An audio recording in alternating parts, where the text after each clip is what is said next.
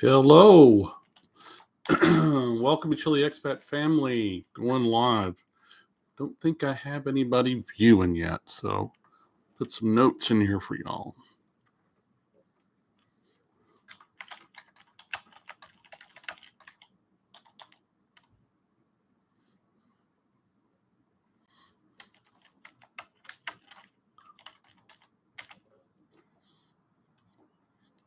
Today is Saturday, November 2nd. And today I'd like to try to discuss with people joining me. Let me fix my lighting a little.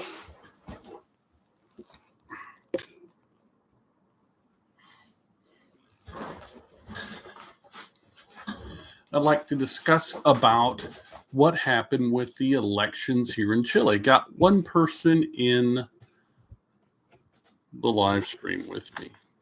Wow, it's just two people, me and the world. So let me know if you can hear me okay, please. I would appreciate it. Let's see here. See if I can take care of some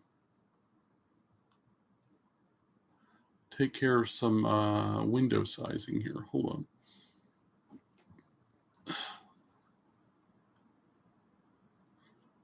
Oh, no.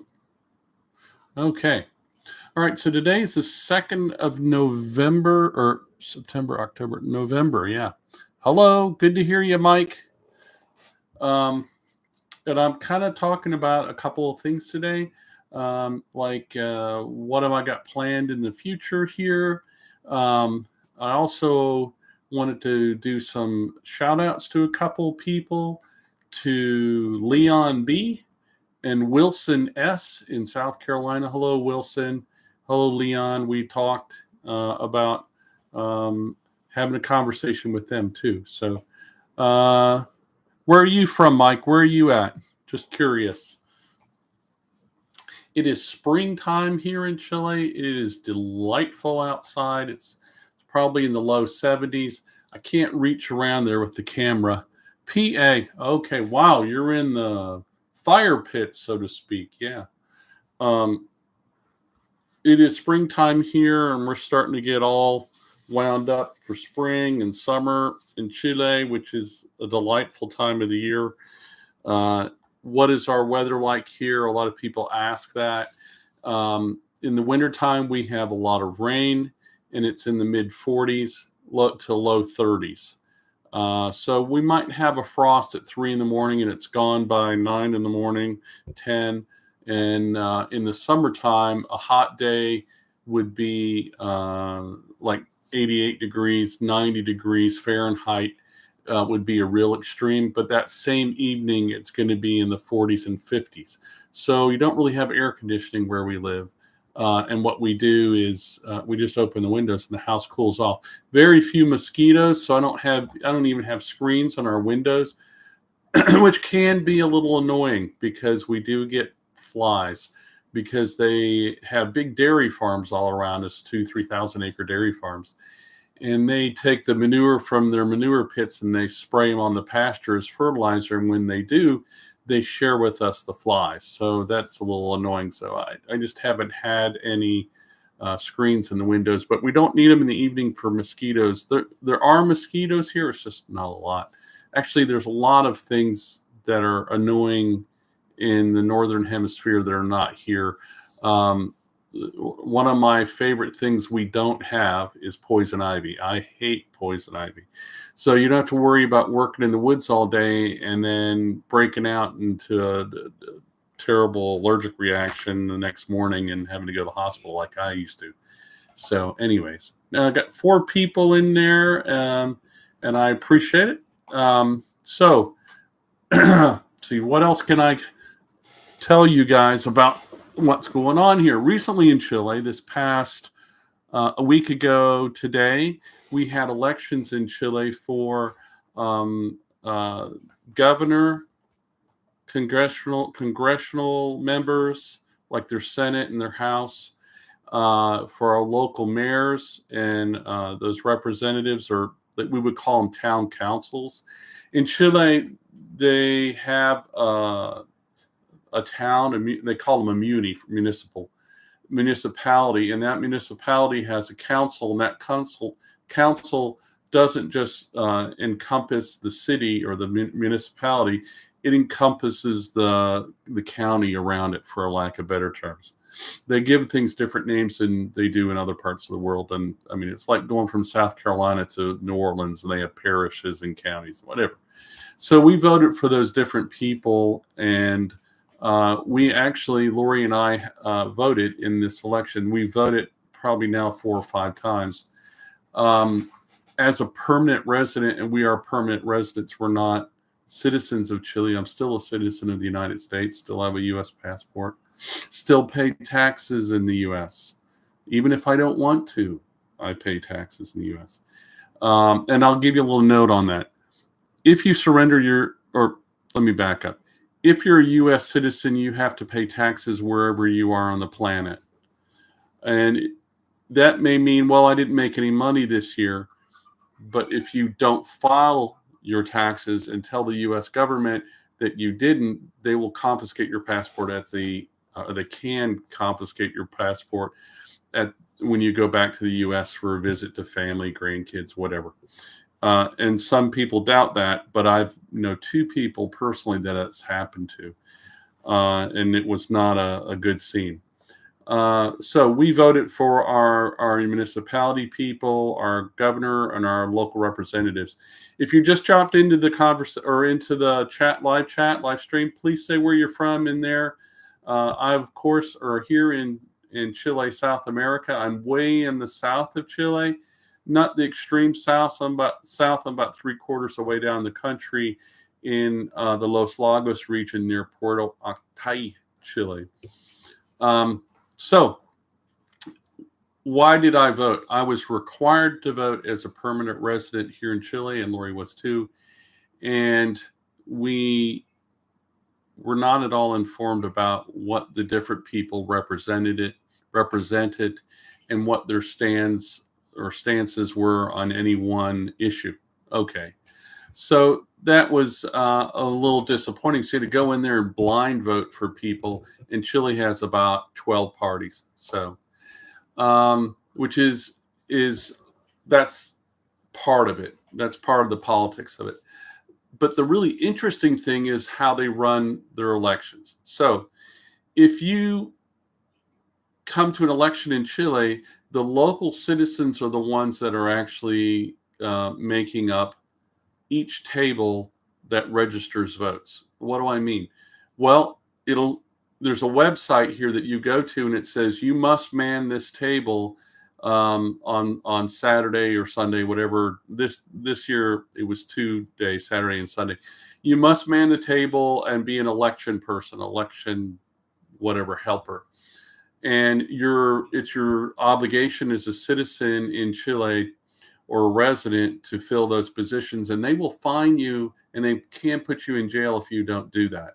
So when you go down there, it's not all people from one side of the table or other side of the table. It's your neighbors, and that's just a mix, and whatever happens to get there gets there. So there's no concerted effort to sway or direct you to put your ballots in one box or whatever. Okay, there's no hanky-panky going on there, because it's near impossible for them to collude. Green icon. Okay. Hey, Martin. Memorize the. I stopped by here and there. Good to see you too, Martin. So I really like that about Chile, is your neighbors actually man the table where you vote, and it could be me next time. They probably won't choose me because my Spanish is más o menos. It's give or take. The other thing that I really like is after the polls close, before the next morning, before 8 a.m. the next morning, they have all the election results. And you're saying, oh, okay, well, Chile only has 5 or 6 people there, a couple 100,000. Chile has 22 million people here. If you can get 22 million people organized enough to get all their votes counted, and that even means people that aren't here. If you're not in your hometown for a funeral or a wedding or work-related thing or whatever your excuse is, you have to vote at the police station wherever you are, and they mail it in they phone it in, for lack of a better term.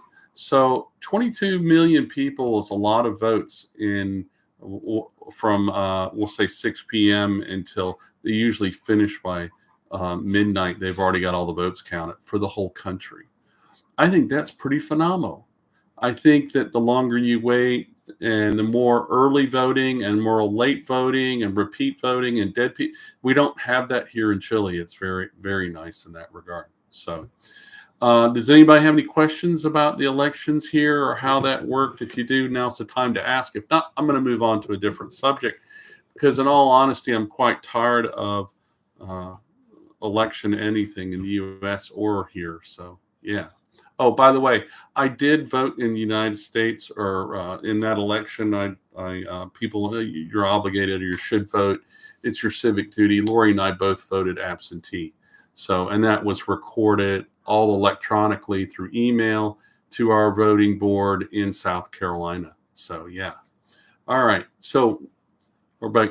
Now let's get to some of the local stuff that's going on my little farm and what am I doing and what's in store for our little place in the next few months. So right now, I have 3 families here in Chile maybe 2 families here that are actively looking for real estate in my region, Los Lagos region. I did have another family from the UK that was here, and they were looking for a huge property, 3,000 or 4,000 acres. Some of you may have seen a little shorts I put up showing those 3,000, 4,000 acre properties that we were looking at down near Coyhaique, which is a day and a half south of me. Coyhaique, to give you an idea, is a lot colder. And in the closer you get to the Pacific, it's a lot wetter. And the closer you get to Argentina, it gets a lot drier. So the town of Coyhaique, it sits in kind of a big bowl. And there's mountains here with snow on them here towards the Pacific on the west. On the east, and there's trees all over these mountains. And on the other side of town, or the other ridge, is towards Argentina, and it's dry, and there's no trees there. It's really, really, really beautiful topography. It gets a lot colder there. I was there less than a month ago, and it was snowing when I was there. It snowed on me in the morning I was leaving. It rained while I was there. We got to go swimming. Yeah. And this was a really nice property. We hiked probably 5 or 6 kilometers into the property for an hour, and it was really muddy hiking. Hey Turgut, how's it going? So when we did hike in that, looked at the property, we realized that the property, and if you go look at the video, it's in my histories. I think it's shorts that are in there. It's in one of my shorts. It might be the long video. I'm not sure. But when we looked at the property, it was they were asking $3 million for it, and it was 3,000 or 4,000 hectares. I know that's a big difference, but it was a big property, and we quickly realized that it's going to not be a one trip. Let's go look at the property, because my buyers really want to see the whole thing or as much as they could. There was a lot of mountain climbing involved there, literally with ropes and crampons and all that. And as a result, you would have to spend like a week there camping to be able to traverse this whole property. So we spent the whole day there, and they kind of hiked over what they could from one place to another. And we did some drone footage, and they're actually going to go back. So the other people I'm working with are looking for lots here. And so the classification of the last property that I was discussing, that's considered a conservation property. They're just buying that property to set it aside so nobody would ever do anything to it. Thank you for the thumbs up, whoever gave me the thumbs up. I really appreciate that. Help the algorithm. And I don't know if some of you realize that I've recently gone over 5,000 subscribers. I don't really care about subscribers because I realize that there's an algorithm thing going there that they really don't want you to know about me. So I know if you're here on this channel right now, you've already been filtered down so that you went and searched something on Chile, or you knew about me already, or whatever, you're subscribed to me. I'll give you an example. Is my wife is subscribed to my videos and she never gets notified of it, and all the bells and everything are on. So it's kind of an algorithm thing. They don't really want people to know about Chile. I'm not really entertaining. I like to be informative. So the other properties that I've been looking at have been lots. Lots here are an interesting market. In the past 5 years, there's been a huge flood of lots in Chile. And what's happened is that during the games that we played in 2021, 2022, and right before that in Chile, they had some demonstrations in Santiago that were not fun. And a lot of people decided that they didn't want to be a part of that game anymore. They didn't want to be part of that mess anymore. And there was a huge exodus from Santiago. 450,000 people came south and were buying lots right and left. And how were they able to do that? Because nobody was making any money, obviously. Well, the Chilean government, in their wisdom, decided to let the Chilean people withdraw 10% of their Social Security. They call it AFP here, not Social Security, but they allowed them to do that. And of course, a lot of them went and bought lots that they couldn't afford, and they made a down payment on them, and then they're repossessed. So in the automobiles, same thing happened. People went and bought cars and whatever. So you have this huge influx of these lots here in Chile. Then at that point, the market was doing like this, just screaming, there's no end to how high they'll go. And you're looking at $95,000 lots. What is a lot in Chile?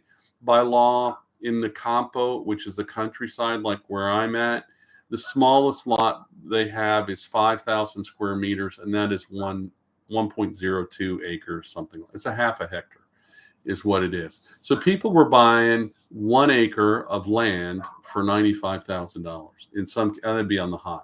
The low we saw was $8,000. I'm converting everything and doing a little game in my head to go from pesos to dollars, okay? And if you're not familiar, I would go to wise.com, and Wise monitors exchange rates, and so does xe.com. Hold on a second, can't type.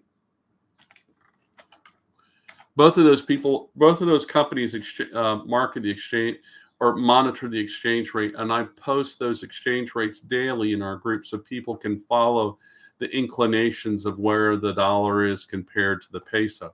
So, and it can be quite confusing because what you're thinking when you see that, you're seeing, okay, the dollar's going up because the economy is good in the U.S., and then the dollar's going up in Chile because there's something they did good, or somebody said something stupid here in Chile, like the president of Chile, or somebody said something stupid in the United States. And so you got these two things that are floating on waves in the ocean of economics, and you have to kind of get your brain wrapped around that. So I convert it for you in my head. So what are lots going for the low end? We saw some lots going for about $12,000. Okay. That sounds like a pretty good deal on a lot, but it's not, because these lots were not legal. They were kind of sketchy. Well, they were a lot of sketchy. They never put the roads in for the real estate development. So your house may be way over there, and you got to put a 2-mile long road to get to your lot, or your lot may be way over there. And everybody's waiting for you to do it so they don't have to build the road, because the developer never put in the road. There's no power, there's no water. And a lot of these people have not gotten deeds yet, and it's been over a year for those lots that they bought. What I try to do when I work with my buyer clients here in Chile, the members of our Chile Expat Family group, is I keep them informed about this. If they want to buy a lot like that and they know what's there, then I'm not going to tell them no. I'm going to tell them I wouldn't, and I'm going to advise them correctly. But if you're an informed adult, you're welcome to make the decisions you make. I just make sure you're informed. So everybody here realizes I run the Chile, Chile Expat Family chat group. And you can contact me at Jim Dorchak in Telegram. That's where I run my group. What is the skinny on that group? Because some people always want to know. Right now, and I don't foresee changing this in the near future, I charge $100 to join that group. After that, it's donations on your honor. Why do I charge the $100? Because I found people were taking advantage of me. They were disingenuous, to say the least. And my other members, they demanded that I do it, just to thin out the crowd from people that didn't belong in there. So $100 to join. There's no profanity. There's no proselytizing. There are no anonymous people. If you can't say it, then you don't say it in the group. There's an interview with me where you ask me questions, I ask you questions, and I see if you're a match for the group. And then you have to write a paragraph telling everybody that that you who you are, where you live, what you do, and why you're interested in Chile. So that's my Chile Expat Family chat group. And I forgot to tell you, but in that group, I have 2 attorneys. I have a dentist, a medical doctor, a mechanic. I have 2 gringo builders, and a total of 3 real estate agents, and I'm one of those agents. Every one of those people charge what they charge you directly. They're just in my group because they give good services. The only people that pay me anything are the real estate agents. They give me referral fees because they're playing in my sandbox. And our group has done really well. We have members here that have met other members through me, through our group. They went in together. They bought a larger piece of property, and then they split it up into lots after they bought it. So what they were able to do is buy twice as much land as what they were anticipating for half as much money. Because more land you buy, per more acres, more hectares, whichever you want to put it in units, the cheaper it is per unit. So there's members in our group that are going or have gone into business together. There's members in our group that have shared or sharing shipping containers to move their household goods here, or their equipment or their tools, or whatever they're bringing from the United States. There's some that aren't. There's some that are just going in on, hey, I'll do a half a pallet. Will you do other half? Yeah. Some people just sell everything. Other people's don't. So, yeah. Does anybody have any questions? That would be the next thing. If you do, just type them in there and I'll answer for you. 7 people, 1 thumbs up. Thank you for the thumbs up. So what am I planning on doing here in the farm right now? We have a bunch of volunteers that are coming over the next few months. Summertime is always big in Chile for tourists, and tourists in this form happen to be volunteers. And they come and they work for us a couple hours, like 5 hours a day, and we give them 3 squares and a place to sleep, the cabana. And most of them are younger people from England, France, Germany, Spain, Japan, Australia, New Zealand, Canada. We've only had 1 group from the US. And they come help us work in the garden, build things. Right now, Thomas and I are working on cleaning our water tower, which has probably got like this much mung on the inside of it because it hasn't been cleaned in 10 years. Yeah. So we're going to clean that, cut a hole in the top, and put a sonographic measuring device that tells us how much water's in the water tower water tank at any one time. I'm tired of getting Lori whining at me all the time. How much water's in the tank? Gotta go turn the pump on, turn the pump off. So that's in play right now. So we have scaffolding up over there. We got to shock the tank with bleach. I can't get pool shock here. It's a long story. And then we have to power wash the inside of the tank from the outside. I'm not climbing in that tank, and neither is Thomas. A friend of mine here is a scuba diver, and he's agrees with me. And my Navy experience has told me don't go inside tanks unless you've got an airline going to you or getting oxygen in there or blower or something. And I don't have any of that. But you can easily lean over with the power washer and get through the lid and just spray the whole thing. And that's all you need to do. And so that's in place so I can get that, continual maintenance. On our homestead, there are always things that are breaking and there are always things that need to be fixed. Some of them are actually emergency items. Last weekend, we had our wood stove go on us. What does that mean? Inside our wood stove, you have the wood box, and the wood box has walls in it, obviously, and the back wall and the side wall are actually a tank. And that tank has a serpentine that comes out of it. It goes forth and back, and it goes out the back of the stove into the tank on top of our stove. And that tank on the top of the stove is over where the smokestack goes out. That's part of it's actually envelops the smokestack. So the smoke goes through the middle of it, and the water in that tank there absorbs the heat out of the smoke as well. So we're kind of double dipping on our wood stove to get as much heat out as we can. That tank is 10 years old, and it just corroded, and it got little holes in it, and it was water and fire don't work. So we had to take the whole stove out, unbolt all the piping, disassemble the stove, take the top off, all that game, all the doors, and then remove the tank out of it. And then I had to weld it back, those holes, spot weld those holes. That didn't go so well because it's reaching its life is the problem. So I fully anticipate that I'm going to have a leak. I don't want to say it too loud or the stove might hear me, but I'm preparing to go get like 1/2-inch thick stainless steel, and I'm going to fabricate a new tank for that stove. I figure that'll cost me about $200. I could pay somebody to do it, and that would cost me probably $400.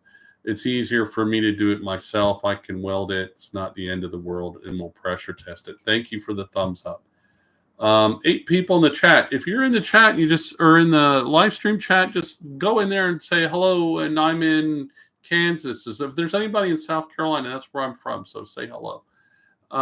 Lori's from Connecticut is the other one. So, our prayers go out to those people in Florida and North Carolina who suffered through the hurricane, in Georgia too, and Alabama. We grew up right in that area where Hurricane Ellen hit. And actually, I went to school in Asheville, North Carolina, Arden to be exact, and Lake Lure, where it was just so devastating. That road, the highway that runs into it is Highway 9, which I used to live I could see Highway 9 from our front window. So I know that area really well, and it's really sad to see those people have to suffer through that tragedy. But anyways, hey, Pablo from Quebec, are you guys getting cold up there? I bet you're getting cold by now. And hey, CC Chilena from Memphis, originally from LA, as in Los Angeles de Chile, or Los Angeles, United States. It's really weird because there is a Los Angeles in Chile. There's a San Francisco in Chile. There's probably a couple other towns that have the same name, and it becomes quite confusing after a while. But yeah, so nice to have a Chilena in the group. My daughter is a Chilena, by the way. Quite cold there today. Wow. I don't handle cold so well. Hey, Douglas, haven't seen you in a while. How's it going? So yeah, God bless you for suffering through the cold. Yeah. So we don't ever get that cold here, and that's really important to me. San Antonio, that's the other one. San Antonio it's near the coast. Yeah. Um, but either way, so nice to hear from you guys in all over the world.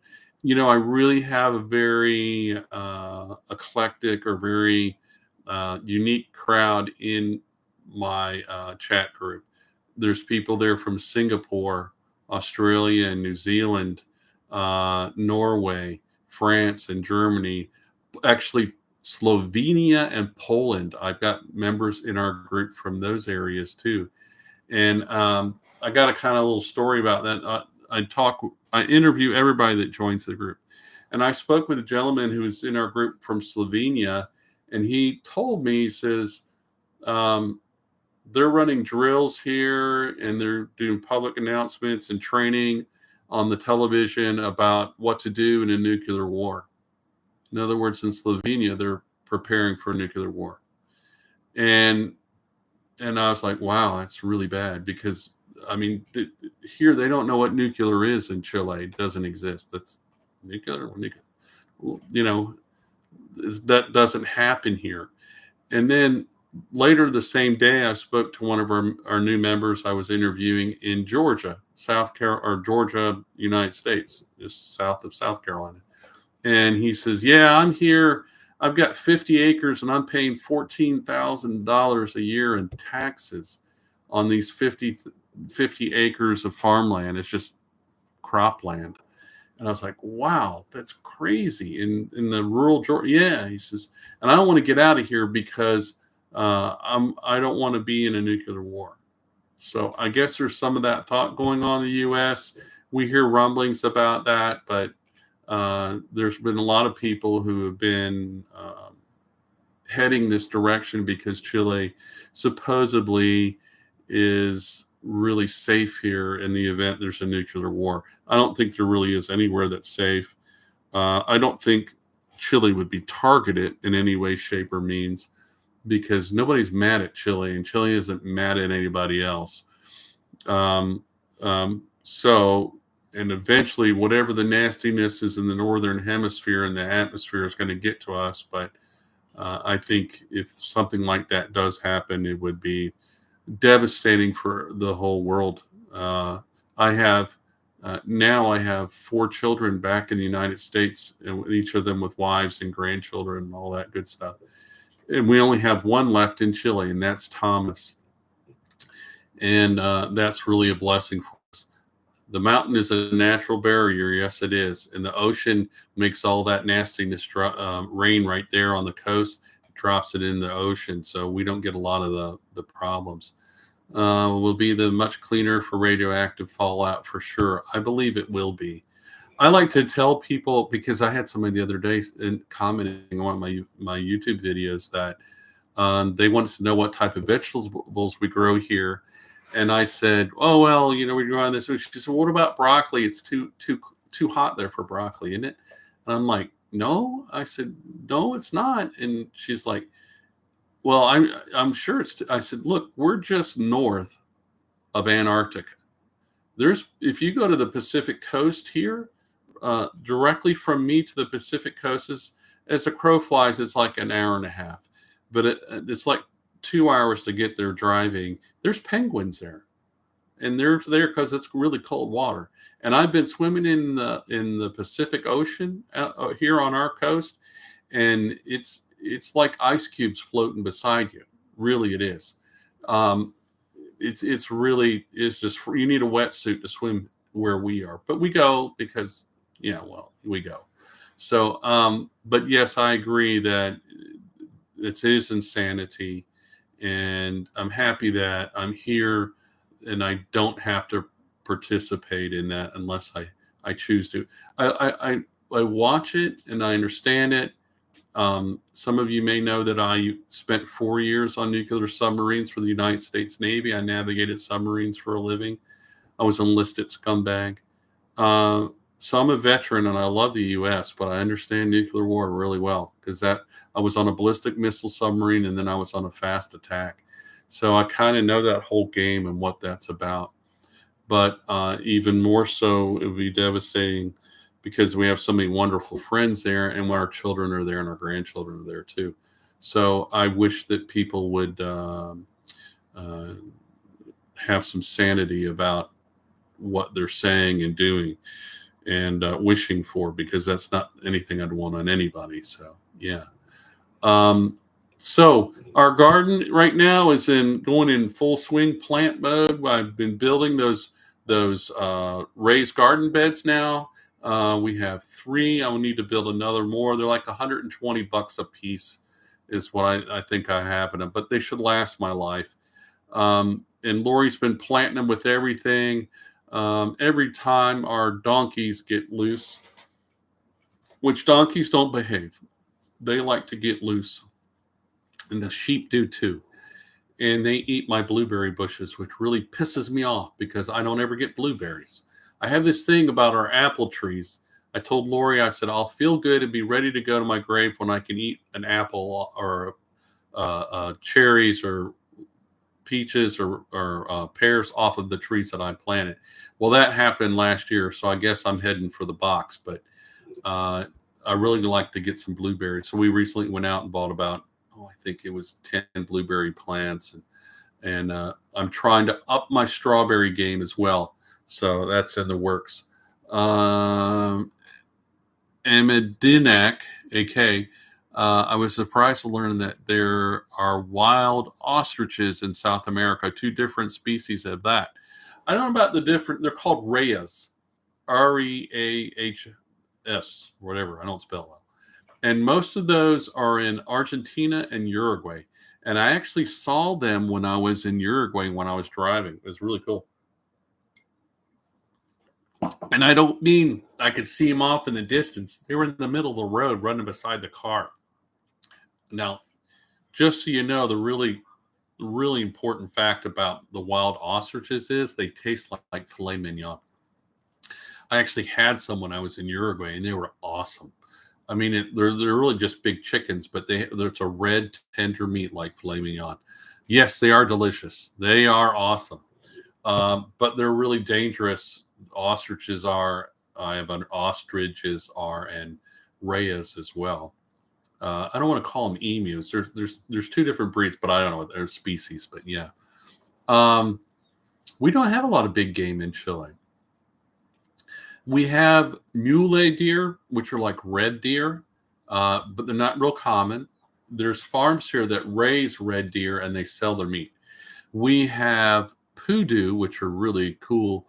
They're they're only about this big, and they're puppy-sized deer is what they are. And they're really, I guess they're related to deer, but they're interesting. No, I wouldn't want to be Yeah, I wouldn't want to be kicked either by yeah, they're not supposedly the what do you call it, the Reyes, they have claws and they'll disavow you, but I ain't gonna go there. So we have pumas, which are mountain lions, and they are an issue. My neighbors every year lose about 3 sheep to pumas. One of my friends, neighbor down the road, he actually had a sheep get caught, and he went out there, and it's like 6 in the morning, and he found the dead sheep laying on the ground, and he went over to get it, and he looked at the tree above him, and the puma was growling at him. He said, "Nope, you're sheep. I'm going to let you have that," and he backed up. Huge red deer with gorgeous racks. Yeah, those are mule deer. They're red deer is what they're called. They call mules here, mules, and they're pretty tasty too. They sell those for their meat. There's farms here. Are they indigenous to Chile? I don't know. Yellow pumas, yeah. They don't like them so much down in the south, further south in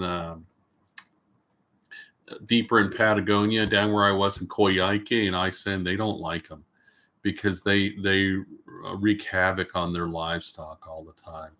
So yeah. Does anybody have any questions for me? Um, if you do, put them in the group. So garden's going. We got the volunteers coming. Um, let's see what else. We have a total of 6 families that are coming here between now and March from the United States, Canada, England, buying land or houses, or coming here to rent to stay. And I'm real excited for them. We have 2 families that have settled here in the past since January of this year. One of them bought a lot, and the other one bought 103 acres. And so that was really good. And they've got their house built at this point. So that's been going. Orchids or leopard seals in Chile. I think they have problems with sea lions here. I don't know about the orcas. I know they do have problems with sea lions because I have a friend that works in the salmon industry. He was a diver, and they'd have to carry, they called them a lance, so they could stab the sea lions to get them back because they would try to kill the divers. Eating the same animals. Yeah, that's right. That's true. If you go look at some of my shorts, I was in Valdivia 2 weeks ago, and they had a sea lion there in the market when I was there. We went there. It was that weekend was Thomas's birthday, the weekend of the 8th, 19th, 20th.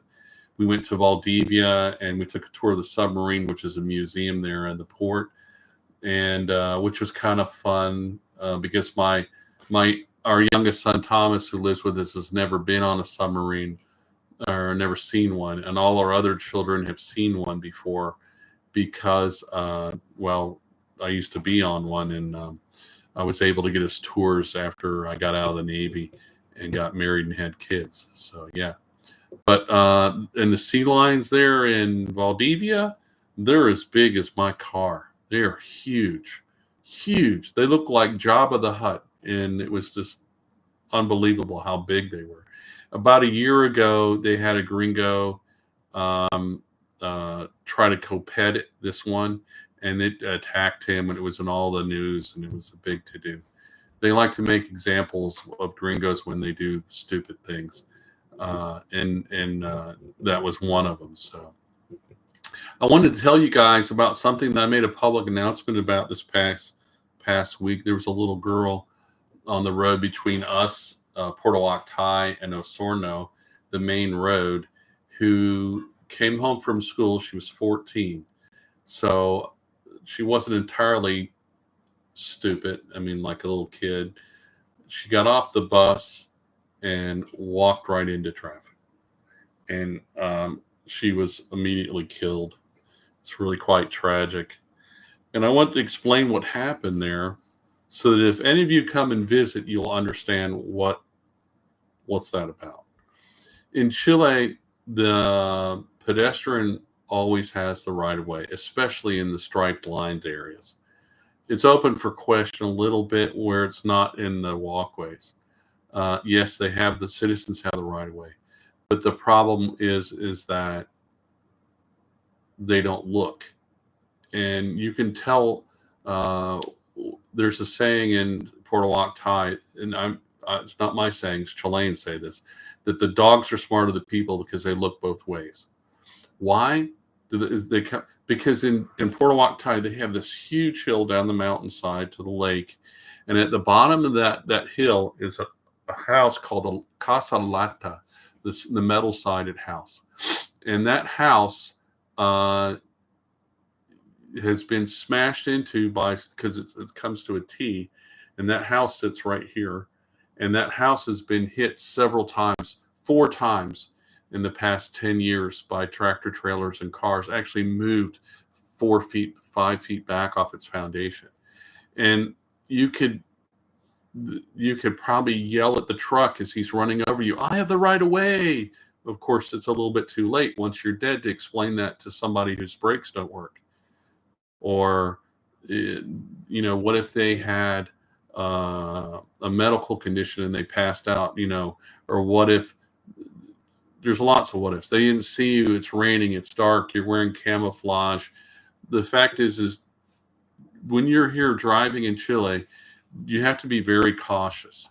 So let's say you're coming down a 2-lane road, and it's both lanes are traffic the same direction.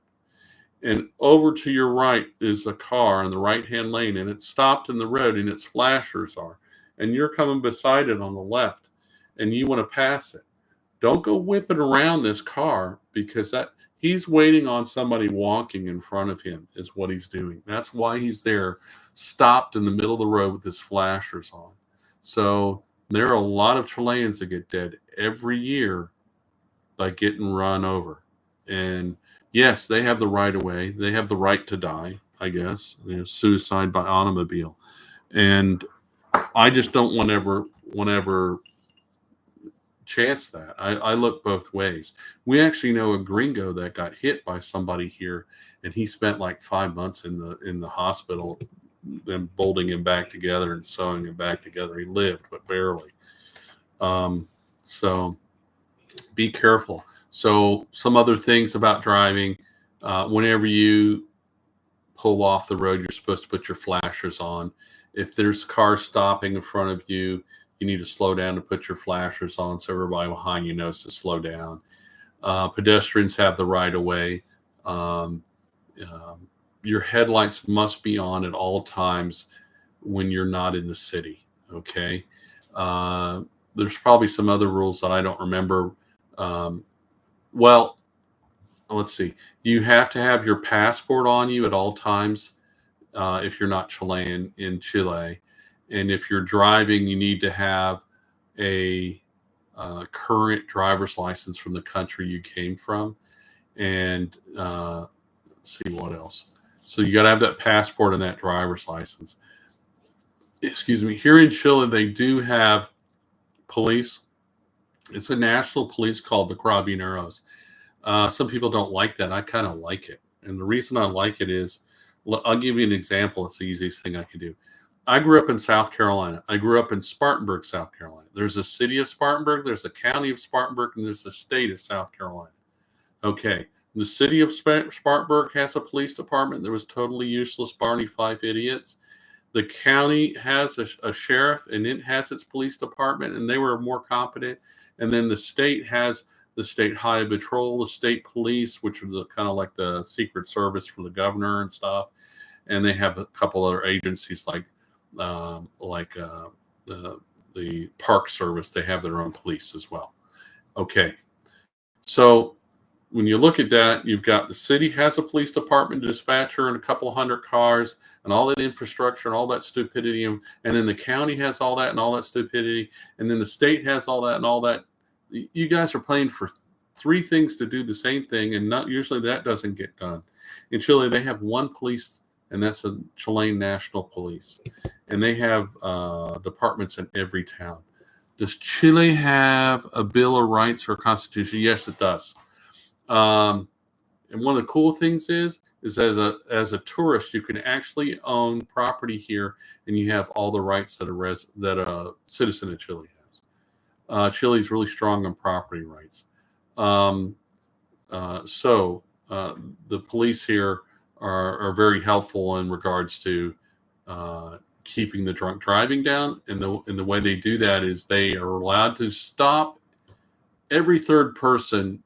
They have periods they do like they call them controls. That's like not that they're in control of you. It's like a test would be the right way to call it. They use the word control for test. Okay. Like you'll go to the doctor for control or a checkup, you would call it. All right. So they do controls here where there's a guy and he'll stand in there and you're driving and he waves at you with a white glove, a gauntlet glove down to here, and he's waving you to pull over. You're the third car. All right. And they'll want to see your driver's license and your passport and the documents for your car. And they're trying to see if you paid your taxes on your car, if you have this little $13 insurance thing that they require, and if your automobile's inspection is good. So you got to have those things. And they also prevent people carrying drugs, driving illegally, or driving drunk. So I kind of like that. Some people wouldn't because it's a liberty thing, but I do. Which reminds me about crime. crime in Chile is kind of, with exceptions, non-existent, especially violent crime. Chileans are not violent people. Uh, that's not much comfort if you're the person that got stabbed in Santiago or Valparaiso. And oh well, it wasn't a Chilean that stabbed me. Those two places are drug places right now, and they're being invaded, just like the U.S. is being invaded, and other countries around the world too, unfortunately. Stay out of Santiago. Do yourself a favor. It's kind of good for nothing. Valparaiso is all kind of touristy, but regularly every month somebody gets stabbed or robbed there, and it makes the news. Um, well, what about where I am? Okay, in Osorno, somebody beat up their wife's boyfriend or shot him or killed him or vice versa. That happens. You got other stupidity like that. There is more random crime in Osorno, which is 48 minutes from me, the closest city. But as far as where I live, within an hour's drive around my house, we'll say 45 minutes. There's not been a murder in over 2 years. The little town near me has 4,500 people in it. They've never had a murder in recorded history. That's a long time. Never is a long time. Can you personally hunt in Chile? Yes, you can. Gun laws are really they don't like guns. You can have a gun to hunt with, a gun to protect yourself. You can have multiple guns to hunt with. It really depends. And those are licenses. And I don't have a gun, as far as you know. And I don't have a license to have a gun, but I do know the process somewhat, since I have several friends that have done it, and I've started to do it, but I had better things to do with my money typically. But basically is, you go to the gun shop, you pick out the gun, you buy the gun, they hold the gun. You go take you go to see a nervous doctor, and he looks to see if you're a nut job, and then you have to pass a written test and maybe a practical test, I can't remember, on how to operate the gun. And after that, you get the gun, and then you're licensed for so many bullets depending on what the use of your gun is. I think it's 3,000 rounds a year if you're hunting, and I can't remember what the other ones. If you're a member of a gun club, then you have other benefits there too. Okay, so that's reasonable. Yeah, it is. They kind of make sure there are no nut jobs. There are not school shootings here. You guys just had a shooting in Orlando with, was it 3 people got killed, 2 people got killed? I don't even know. They don't have that here in Chile. I'm not saying it's not coming, because with the number of drug cartel here now in Santiago, they're really expanding their business market up there. So, but here we don't have school shootings. We don't have a lot of school stabbings, that sort of thing. Mall stuff. No, it doesn't happen here. In Santiago, there's a lot of stupid going there. I don't ever have anything to say about that. But recently, they had a school there where the kids were activists, high school kids. Oh, yeah, that's common. Why would high school kids be demonstrating activists? Because anybody got something that, for me, it makes no sense to me why kids would be political activists. Okay. And these kids went into the bathroom and they were making Molotov cocktails. Can any of you guys figure out what happened next? Yeah. I won't say anything. Tell me what you think happened with the kids making Molotov cocktails in the bathroom in the high school. Nice top-end high school. I guess it was thinking more along the lines of hunting supplement, food bills, and natural food. Yeah. So, what happened in the bathroom in the high school? What do you think? I'll give you a couple seconds here, okay? And it was boys and girls all in one bathroom. I don't know why. What were they doing? Hey, Susanna, how's it doing? So You voted. Cool. So what were they doing with what happened with the Molotov cocktails? Come on, you guys can tell me. What do you think happened with a bunch of high school kids making Molotov cocktails?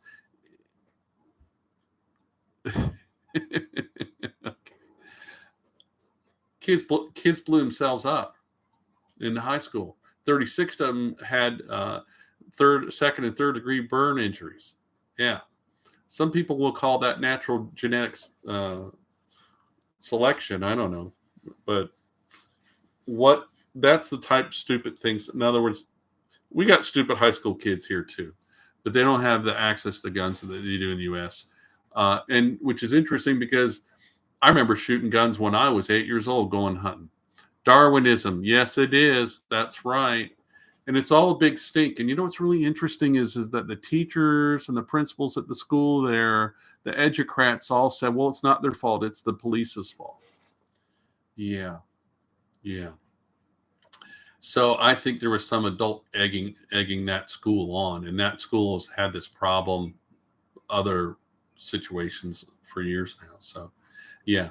So, okay. Does anybody have any questions? Thank you for the 9 thumbs up. That is very kind of you guys.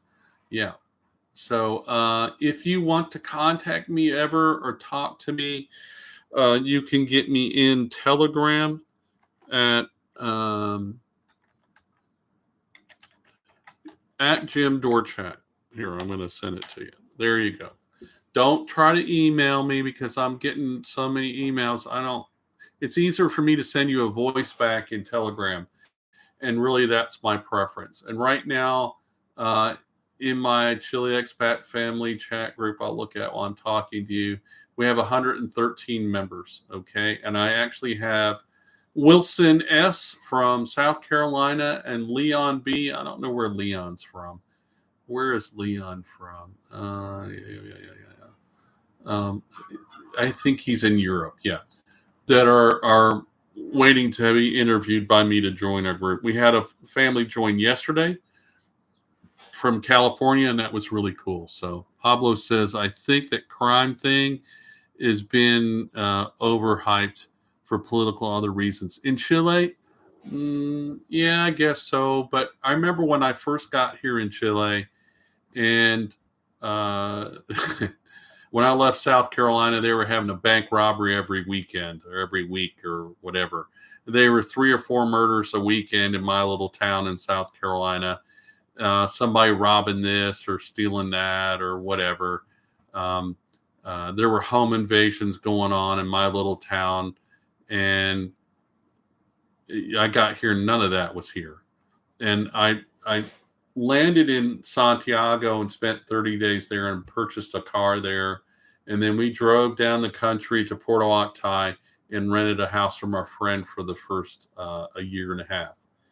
And while we were there, it came up in the news that a bank had been robbed in Santiago.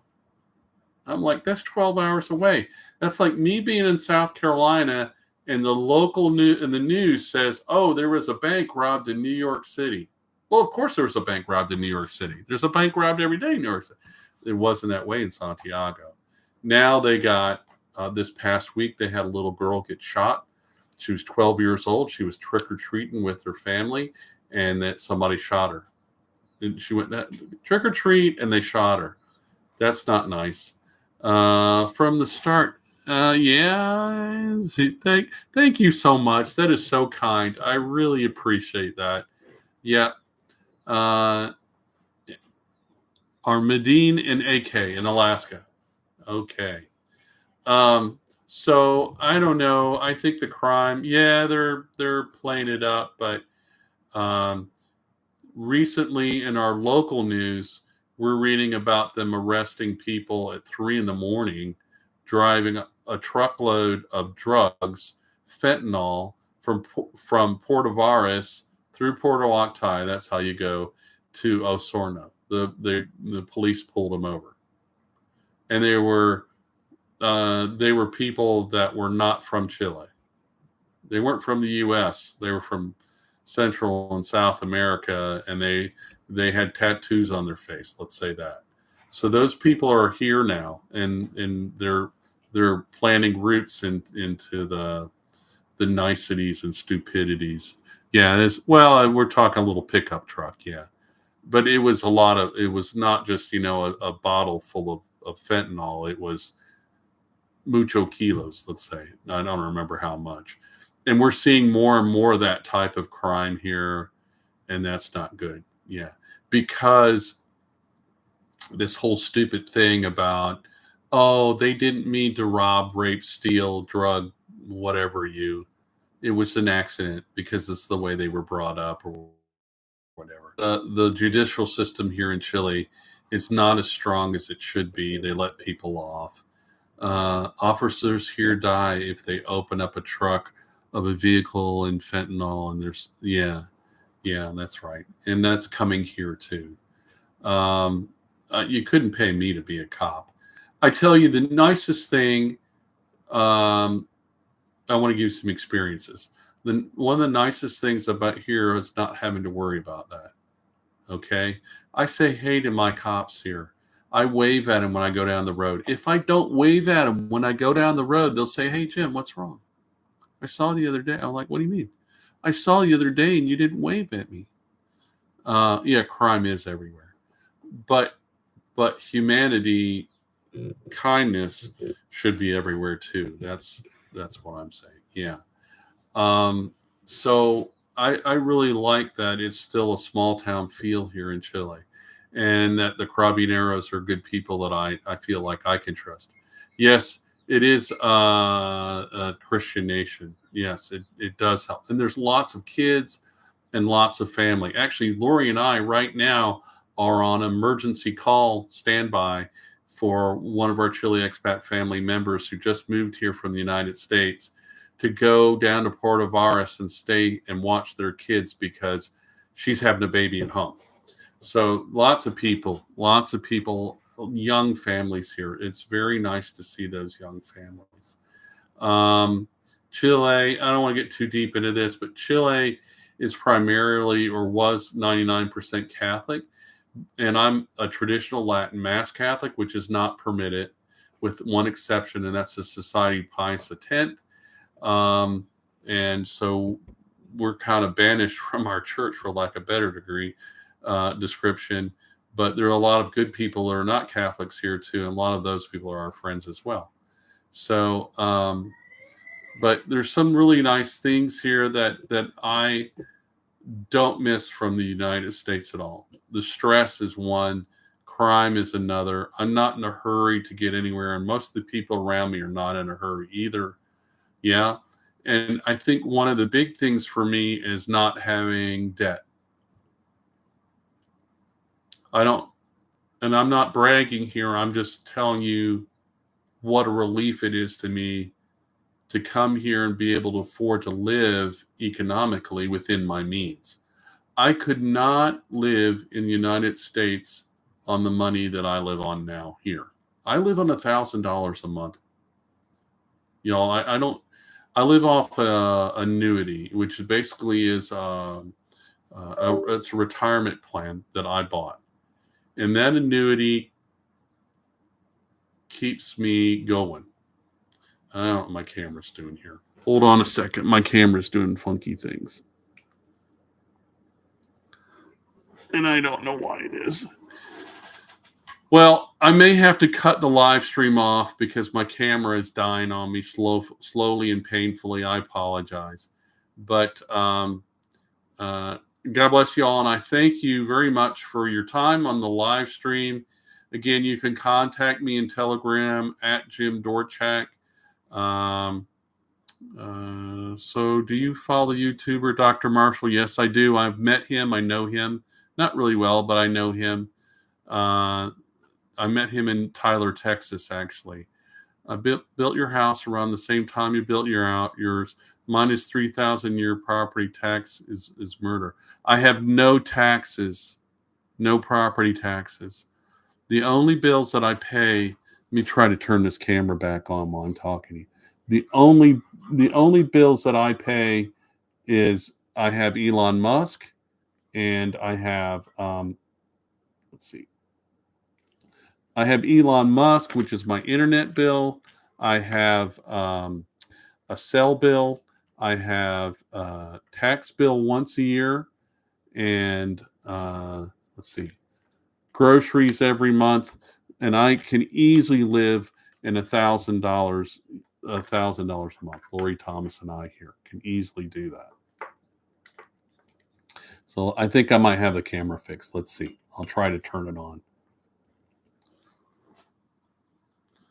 Yeah, no, yeah. Come on, camera. So so there I am. I'm back.